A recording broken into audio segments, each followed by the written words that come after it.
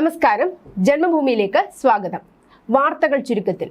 വെനസ്വേലയിലും ജപ്പാനിലും ഭൂചലനം റിപ്പോർട്ട് ചെയ്തു. Latin American രാജ്യമായ വെനസ്വേലയിൽ മിനിറ്റുകളുടെ വ്യത്യാസത്തിൽ തുടർച്ചയായ ശക്തമായ 2 ഭൂചലനങ്ങൾ റിപ്പോർട്ട് ചെയ്തു. ആദ്യ ഭൂചലനം റിക്ടർ സ്കെയിലിൽ 7.1 തീവ്രത രേഖപ്പെടുത്തി. തലസ്ഥാനമായ കാരിക്കാസിന് ഏകദേശം 168 കിലോമീറ്റർ പടിഞ്ഞാറ്, കരീബിയൻ തീരദേശ നഗരമായ മൊറോണിന് പടിഞ്ഞാറ് ഭൂമിക്കടിയിൽ 13 കിലോമീറ്റർ ആഴത്തിലായിരുന്നു ഇതിന്റെ പ്രഭവ കേന്ദ്രം. ഇതിനുശേഷമാണ് 7.5 തീവ്രതയുള്ള രണ്ടാമത്തെ ഭൂചലനം രേഖപ്പെടുത്തിയതെന്ന് US ജിയോളജിക്കൽ സർവേ അറിയിച്ചു. മൊറോണിന് തെക്ക് പടിഞ്ഞാറ് 16 കിലോമീറ്റർ അകലെ 10 കിലോമീറ്റർ ആഴത്തിലായിരുന്നു രണ്ടാമത്തെ പ്രഭവ കേന്ദ്രം. ഒരു നൂറ്റാണ്ടിനിടയിൽ രാജ്യത്തുണ്ടായ ഏറ്റവും ശക്തമായ ഭൂകമ്പങ്ങളിലൊന്നാണിത്. വ്യാപക നാശനഷ്ടങ്ങളാണ് രേഖപ്പെടുത്തിയിരിക്കുന്നത്. കാരക്കാസിൽ കെട്ടിടങ്ങൾ തകർന്നു. ആളുകൾക്ക് പരിക്കേറ്റിരിക്കാമെന്ന് വെനസ്വേലിയൻ ആഭ്യന്തരമന്ത്രി ദിയാദാസ്ഡാഡോ കാബെല്ലോ പറഞ്ഞു. ജപ്പാനിൽ 6.9 തീവ്രത രേഖപ്പെടുത്തിയ ഭൂചലനമാണ് അനുഭവപ്പെട്ടത്. ജപ്പാനിൽ സുനാമി മുന്നറിയിപ്പുകളോ വലിയ നാശനഷ്ടങ്ങളോ റിപ്പോർട്ട് ചെയ്തിട്ടില്ല. വിഴിഞ്ഞം തുറമുഖം വാണിജ്യ പ്രവർത്തനം തുടങ്ങി 1.5 വർഷത്തിൽ 1000 കപ്പലുകൾ എത്തി. ഇന്നലെ വൈകിട്ടെത്തിയ MSC ലൂസിയാന ആണ് 1000ാമത്തെ കപ്പൽ. വാട്ടർ സല്യൂട്ട് നൽകി ലൂസിയാനയെ സ്വീകരിച്ചു. 1.5 വർഷത്തിനിടെ 1000 കപ്പലുകൾ എത്തുന്ന ലോകത്തെ ആദ്യത്തെ തുറമുഖമായി വിഴിഞ്ഞം മാറിയെന്നാണ് തുറമുഖ അധികൃതർ അവകാശപ്പെട്ടത്. ജൂലൈ 1 G-ഫാം സമർപ്പിക്കാനൊരുങ്ങി തൃശൂർ ജില്ലയിലെ 200ഓളം സ്വകാര്യ ബസ്സുകൾ. നിശ്ചിത കാലയളവിൽ വാഹനം റോഡിൽ ഓടിക്കില്ലെന്ന് മോട്ടോർ വാഹന വകുപ്പിനെ മുൻകൂട്ടി അറിയിക്കുന്ന സംവിധാനമാണിത്. G-ഫാം സമർപ്പിക്കുക വഴി വാഹനങ്ങളുടെ നികുതി ഒഴിവാക്കാൻ സാധിക്കും. ക്വാർട്ടർ കാലാവധിയിലാണ് ബസ്സുകളുടെ ടാക്സ് അടയ്ക്കേണ്ടത്. ജൂൺ 30 രണ്ടാമത്തെ ക്വാർട്ടർ അവസാനിക്കുന്ന സാഹചര്യത്തിലാണ് ബസ് ഉടമകൾ അടിയന്തരമായി G-ഫാം സമർപ്പിക്കാൻ ഒരുങ്ങുന്നതെന്ന് Kerala state private bus operators organisation ജില്ലാ സെക്രട്ടറി VS പ്രദീപ് പറഞ്ഞു. 10ാം ക്ലാസ്സുകാരന്റെ വാട്ടർ ബോട്ടിലിൽ നിന്ന് വാറ്റുചാരായം കണ്ടെത്തി. വിദ്യാർത്ഥികൾ മദ്യം ഉപയോഗിക്കുന്നുവെന്ന രഹസ്യ വിവരത്തെ തുടർന്ന് അധ്യാപകർ നടത്തിയ പരിശോധനയിൽ വാട്ടർ ബോട്ടിലിൽ വാറ്റുചാരായം കണ്ടെത്തുകയായിരുന്നു. കുട്ടിയെ ചോദ്യം ചെയ്തതിൽ നിന്നും സഹപാഠിയായ വിദ്യാർത്ഥി എത്തിച്ചു നൽകിയതാണ് എന്ന വിവരം ലഭിച്ചു. പല കുട്ടികൾക്കും ഇത്തരത്തിൽ വാറ്റുചാരായം പതിവായി വിദ്യാർത്ഥി എത്തിച്ചു കൊടുക്കുന്നുണ്ടെന്ന് വ്യക്തമായതിനെ തുടർന്ന് സ്കൂൾ അധികൃതർ വിവരം കോഴിക്കോട് താമരശ്ശേരി പോലീസിൽ അറിയിച്ചു. പോലീസിന്റെ വിശദമായ ചോദ്യം ചെയ്യലിൽ തന്റെ രണ്ടാനച്ഛൻ നാടൻ ചാരായം വാറ്റുന്നുണ്ടെന്നും തന്നെ സഹായത്തിന് വിളിക്കാറുണ്ടെന്നുമുള്ള വിവരം വിദ്യാർത്ഥി വെളിപ്പെടുത്തി. വാറ്റുചാരായം സൂക്ഷിക്കുന്ന സ്ഥലത്തെക്കുറിച്ചും പോലീസിന് സൂചന ലഭിച്ചു. പരിശോധനയിൽ വിദ്യാർത്ഥിയുടെ വീടിന് സമീപത്തെ തോട്ടത്തിൽ ചാക്കിൽ കെട്ടിവെച്ച നിലയിൽ 56 കുപ്പി ഏകദേശം 28 ലിറ്റർ വാറ്റുചാരായം കണ്ടെടുത്തു. 2 വിദ്യാർത്ഥികളെ പോലീസ് കസ്റ്റഡിയിലെടുത്ത് കോടതിയിൽ ഹാജരാക്കി. എന്നാൽ കേസിൽ പ്രതിയായ വിദ്യാർത്ഥിയുടെ രണ്ടാനച്ഛനെ പിടികൂടാൻ സാധിച്ചിട്ടില്ല. സംസ്ഥാനത്ത് വീണ്ടും H1N1 മരണം. പാലക്കാട് മരണം റിപ്പോർട്ട് ചെയ്തത്. പാലക്കാട് കരിമ്പുഴ എളമ്പുലാശ്ശേരി സ്വദേശി 75കാരന്റെ മരണം H1N1 ബാധിച്ചെന്നാണ് സ്ഥിരീകരിച്ചു. പനി ബാധിച്ചതിനെ തുടർന്ന് ദിവസങ്ങൾക്ക് മുമ്പ് ഇദ്ദേഹത്തെ പെരിന്തൽമണ്ണയിലെ സ്വകാര്യ ആശുപത്രിയിൽ പ്രവേശിപ്പിച്ചിരുന്നു. തുടർന്ന് നടത്തിയ പരിശോധനകളിലാണ് H1N1 ആണെന്ന് സ്ഥിരീകരിച്ചത്. റവന്യൂ വകുപ്പിലെ 181 തഹസീൽദാർ, സീനിയർ സൂപ്രണ്ടുമാർ എന്നിവരുടെ കൂട്ട സ്ഥലമാറ്റം കേരള അഡ്മിനിസ്ട്രേറ്റീവ് ട്രൈബ്യൂണൽ സ്റ്റേ ചെയ്തു. ലാൻഡ് റവന്യൂ കമ്മീഷണർ ഇറക്കിയ ഉത്തരവാണ് ട്രൈബ്യൂണലിന്റെ administrative member N Vasudevan stay ചെയ്തത്. മാനദണ്ഡങ്ങൾ പാലിക്കാതെയുള്ള സ്ഥലമാറ്റ ഉത്തരവാണിതെന്നാണ് ട്രൈബ്യൂണലിന്റെ നിരീക്ഷണം. കരട് പട്ടിക പ്രസിദ്ധീകരിച്ച് ഉദ്യോഗസ്ഥരുടെ അഭിപ്രായം ആരായാതെ തിടുക്കപ്പെട്ടാണ് സ്ഥലമാറ്റ ഉത്തരവ് ഇറക്കിയത്. സ്ഥലമാറ്റം നിയമവിരുദ്ധമാണെന്ന് ട്രൈബ്യൂണൽ ചൂണ്ടിക്കാട്ടി. ആലപ്പുഴ മുതൽ മാരാരിക്കുളം വരെയുള്ള റെയിൽപാതയും ഇരട്ടിപ്പിക്കാൻ കേന്ദ്രം അനുമതി നൽകിയതോടെ എറണാകുളം മുതൽ കായംകുളം വരെയുള്ള തീരദേശ റെയിൽപാത 2 ലൈനാകും. ആലപ്പുഴ വഴിയുള്ള കായംകുളം എറണാകുളം പാതയിൽ ഡബിളിംഗ് അവശേഷിച്ചിരുന്ന ഏക ഭാഗമാണിത്. 10.65 കിലോമീറ്ററാണ് ദൂരം. കായംകുളം അമ്പലപ്പുഴ നിർമ്മാണം പൂർത്തിയാക്കിയിട്ടുണ്ട്. ബാക്കിയുള്ളിടത്ത് പുരോഗമിക്കുകയാണ്. നിർമ്മാണം 2027 ഡിസംബറോടെ പൂർത്തിയായാൽ ദിവസവും 9 പുതിയ ട്രെയിൻ വരെ ഓടിക്കാനായേക്കും. ആലപ്പുഴ വഴി 17 കിലോമീറ്റർ കുറവായതിനാൽ തിരുവനന്തപുരത്തേക്ക് യാത്രാ സമയവും ലാഭിക്കാം. 2 മാസം മുമ്പ് ഒമാനിലെ മസ്കറ്റിൽ കാണാതായ കൊല്ലം സ്വദേശി മരിച്ചതായി സ്ഥിരീകരിച്ചു. അഞ്ചൽ കറുകോൺ പുത്തലയം അലൻ ഹൗസിൽ നാസർ, ഖാദിറ ബീവി, സൈനം ബീവി ദമ്പതികളുടെ മകൻ അനസ് നാസർ ആണ് മരിച്ചത്. ഏപ്രിൽ 23 മുതൽ യുവാവിനെ കാണാതായിരുന്നു. അസൈബയിലെ മിലിറ്ററി ഹോസ്പിറ്റലിൽ സൂക്ഷിച്ചിരുന്ന മൃതദേഹം DNA പരിശോധന വഴി ഒമാൻ പോലീസ് തിരിച്ചറിയുകയായിരുന്നു. വാദി കബീറിലെ ബിൽഡിംഗ് മെറ്റീരിയൽ കമ്പനിയിൽ ജോലി ചെയ്തിരുന്ന അനസ് ജേട്ടന്റെ വിവാഹത്തിന് മുന്നോടിയായി നാട്ടിലേക്ക് മടങ്ങാനായി കമ്പനിയിൽ നിന്ന് ലീവ് എടുത്തിരുന്നു.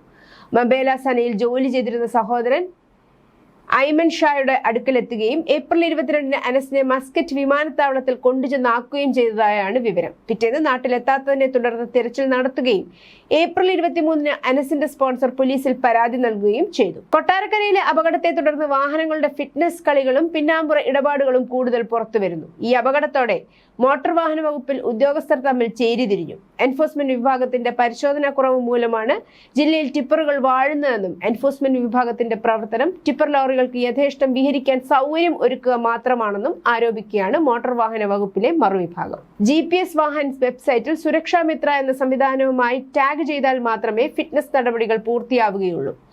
അപകടത്തിൽപ്പെട്ട ടിപ്പറിലെ GPS സുരക്ഷാ മിത്രയുമായി ടാഗ് ചെയ്യാൻ കഴിഞ്ഞിരുന്നില്ല. എങ്കിലും ഫിറ്റ്നസ് നൽകുകയായിരുന്നു. വാഹന ഫിറ്റ്നസിൽ 2 പരിശോധനയാണുള്ളത്. പാർട്ട് 1-ൽ ഷാസിയും ബോഡിയും ഉൾപ്പെടെ പരിശോധന നടത്തി കണ്ടീഷനാണെന്ന് ഉറപ്പുവരുത്തി സർട്ടിഫിക്കറ്റ് നൽകേണ്ടത് അസിസ്റ്റന്റ് മോട്ടോർ വെഹിക്കിൾ ഇൻസ്പെക്ടറാണ്. വാഹനം ഓടിച്ചു നോക്കുന്നതാണ് 2ാം ഘട്ടം. ഇത് മോട്ടോർ വാഹന ഇൻസ്പെക്ടറുടെ MVI ജോലിയാണ്. വേഗത്തിൽ ഓടിച്ച് സ്പീഡ് ഗവർണർ പ്രവർത്തിക്കുന്നുണ്ടോ എന്നതുൾപ്പെടെ എല്ലാം പരിശോധിക്കണം. GPS സംവിധാനം നോക്കണം. എന്നാൽ ഇത് രണ്ടും അസിസ്റ്റന്റ് മോട്ടോർ വാഹന ഇൻസ്പെക്ടർ ചെയ്യുകയാണ് പതിവ്. ഓടിച്ചു നോക്കൽ പലപ്പോഴും നടക്കാറില്ല. മൊത്തത്തിൽ നോക്കി ഒരു ഫിറ്റ്നസ് നൽകുകയാണ് പതിവെന്നും ഉദ്യോഗസ്ഥർ തന്നെ വെളിപ്പെടുത്തുന്നു. ശബരിമല മേൽശാന്തി നിയമത്തിനും വ്യാജരേഖ ചമച്ചതായി തെളിവുകൾ പുറത്തുവിട്ടിരിക്കുകയാണ് ഒരു സ്വകാര്യ ന്യൂസ് ചാനൽ. നിലവിലെ ശബരിമല മേൽശാന്തി ED പ്രസാദ് ആ ചുമതലയിലെത്തിയത് വ്യാജരേഖ ചമച്ചെന്ന് വ്യക്തമാക്കുന്ന രേഖകളാണ് പുറത്തുവിട്ടിരിക്കുന്നത്. തിരുവിതാംകൂർ ദേവസ്വം ബോർഡ് മുൻ പ്രസിഡന്റ് A. പത്മകുമാർ നൽകിയ സൂചനകൾ സാധൂകരിക്കുന്ന തെളിവുകളാണ് പുറത്തു വന്നത്. 3 പൂജകളുള്ള ക്ഷേത്രത്തിൽ 10 വർഷം തുടർച്ചയായി മേൽശാന്തി ആകണമെന്ന മാനദണ്ഡം കാറ്റിൽ പറത്തിയാണ് പ്രസാദ് മേൽശാന്തിയായത്. ED പ്രസാദ് വ്യാജരേഖ ചമച്ചത് കൊച്ചിൻ ദേവസ്വം ബോർഡ് അധികൃതരുടെ ഒത്താശയുണ്ടായെന്നും തെളിവുകൾ വ്യക്തമാക്കുന്നു. പിന്നാലെ പുറത്തു വന്നിരിക്കുന്ന വിവരങ്ങളുടെ അടിസ്ഥാനത്തിൽ എന്തായാലും പരിശോധന നടത്തുമെന്ന പ്രതികരണവുമായി Thiruvithamkoor Devaswom board president K. Jayakumar. CMRL Exalogic മാസപ്പടി കേസിൽ നിർണായകമായ 134 രേഖകൾ എൻഫോഴ്സ്മെന്റ് ഡയറക്ടറേറ്റിന് SFIO കൈമാറി. SFIയുടെ കുറ്റപത്രത്തിന്റെ ഭാഗമായുള്ള 134 രേഖകളാണ് EDക്ക് കൈമാറിയത്. മുൻ മുഖ്യമന്ത്രി പിണറായി വിജയന്റെ മകൾ വീണ ടിയെ അടുത്ത ഘട്ടത്തിൽ ചോദ്യം ചെയ്യുക SFIO കൈമാറിയ രേഖകൾ മുൻനിർത്തിയായിരിക്കുമെന്നാണ് വിവരം. തൊഴിലുറപ്പ് പദ്ധതിക്ക് പകരമുള്ള കേന്ദ്രത്തിന്റെ VBG റാംജി പദ്ധതി അട്ടിമറിക്കാൻ UDF സർക്കാർ നീക്കം.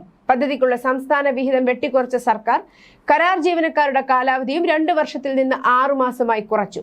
വികസിത Bharat guarantee for Rozgar and Ajeevika mission Gramin VBG Ramji പദ്ധതി ജൂലൈ 1 മുതൽ സംസ്ഥാനത്തും നടപ്പാക്കുകയാണ്.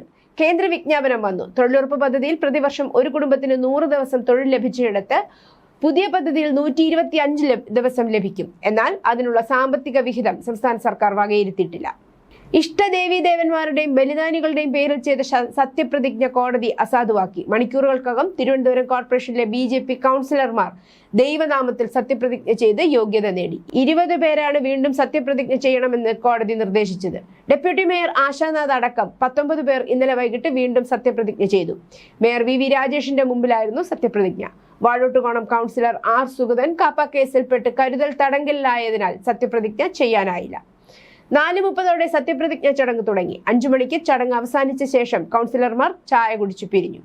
പ്രതിപക്ഷ കൗൺസിലർമാരുടെ അസാന്നിധ്യത്തിലായിരുന്നു സത്യപ്രതിജ്ഞ നടന്നത്. രഹസ്യമായാണ് സത്യപ്രതിജ്ഞ നടത്തിയതെന്നും നടപടിക്രമങ്ങൾ പാലിച്ചില്ലെന്നും ആരോപിച്ച് LDFും UDFും രംഗത്തെത്തിയിട്ടുണ്ട്.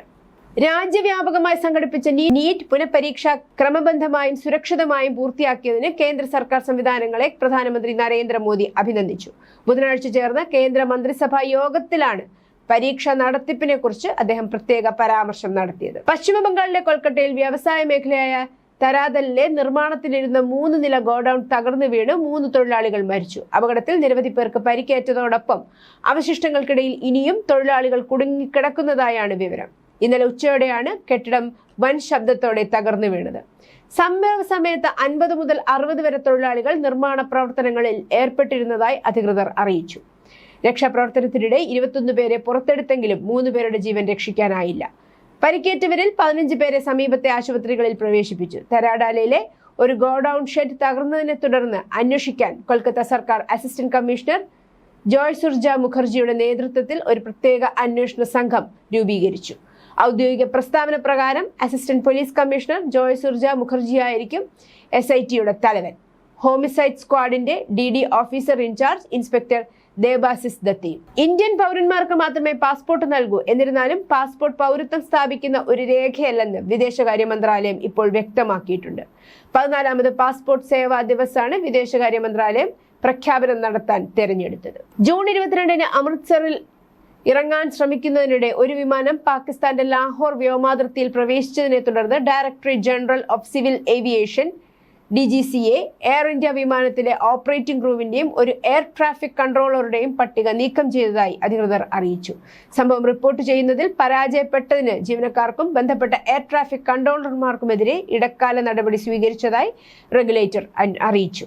തിങ്കളാഴ്ച രാത്രി 10:10 ഡൽഹിയിൽ നിന്ന് അമൃത്സറിലേക്ക് പറന്ന എയർബേസ് A321 VTPPV സർവീസ് നടത്തുന്ന എയർ ഇന്ത്യ A1479 വിമാനം അപകടത്തിൽപ്പെട്ടത്. പക്ഷിയിടിച്ചതിനെ തുടർന്ന് റൺവേ പരിശോധിക്കുന്ന സമയത്ത് വിമാനം അമൃത്സറിലേക്ക് അടുക്കുകയായിരുന്നുവെന്ന് DGCA അറിയിച്ചു. പാകിസ്ഥാൻ അധിനിവേശ കാശ്മീരിൽ POK വളർന്നുവരുന്ന സർക്കാർ വിരുദ്ധ പ്രക്ഷോഭത്തിനെതിരെ പോരാടുമ്പോൾ ഇസ്ലാമാബാദ് പ്രദേശത്ത് ഭക്ഷണം, ഇന്ധനം, മരുന്നുകൾ എന്നിവ ലഭിക്കുന്നത് തടസ്സപ്പെടുത്തുന്നു. പ്രതിഷേധക്കാരെ കീഴടങ്ങാൻ പ്രേരിപ്പിക്കുന്നു. അവശ്യവസ്തുക്കൾ വഹിക്കുന്ന വാഹനങ്ങൾ പ്രദേശത്തേക്ക് പ്രവേശിക്കുന്നത് തടയുന്നുണ്ടെന്ന് താമസക്കാരും ട്രക്ക് ഡ്രൈവർമാരും പ്രതിപക്ഷ നേതാക്കളും പ്രാദേശിക മാധ്യമങ്ങളോട് പറഞ്ഞു. ജോയിന്റ് അവാമി ആക്ഷൻ കമ്മിറ്റി നയിച്ച മേഖല വ്യാപകമായ അടച്ചുപൂട്ടൽ കാരണം ക്ഷാമം രൂക്ഷമാകുന്നു. ഉപരോധം ഏർപ്പെടുത്തുന്ന കാര്യം പാകിസ്ഥാൻ അധികൃതർ നിഷേധിക്കുന്നു. എന്നാൽ BBC ഉറുദു, ഡോൺ, AFP എന്നിവയിൽ നിന്നുള്ള റിപ്പോർട്ടുകൾ നിയമവിരുദ്ധമായി പാകിസ്ഥാൻ കൈവശപ്പെടുത്തിയ പ്രദേശത്ത് ആഴത്തിലുള്ള പ്രതിസന്ധിയിലേക്ക് നീങ്ങുകയാണ് എന്നാണ് വിരൽ ചൂണ്ടുന്നത്. ഇറാനിലെ ഒരു സ്കൂളിൽ യുദ്ധത്തിന്റെ ആദ്യ ദിവസം നടന്ന മാരകമായ ആക്രമണത്തിന് അമേരിക്ക ഉത്തരവാദിയാണെന്ന് വിശ്വസിക്കുന്നില്ലെന്ന് US പ്രസിഡന്റ് ഡൊണാൾഡ് ട്രംപ് ബുധനാഴ്ച പറഞ്ഞു. അതേസമയം കൃത്യമായ സാഹചര്യങ്ങൾ ഇപ്പോഴും അനിശ്ചിതത്തിലാണെന്നും അദ്ദേഹം സമ്മതിച്ചു. News desk, Janmabhumi.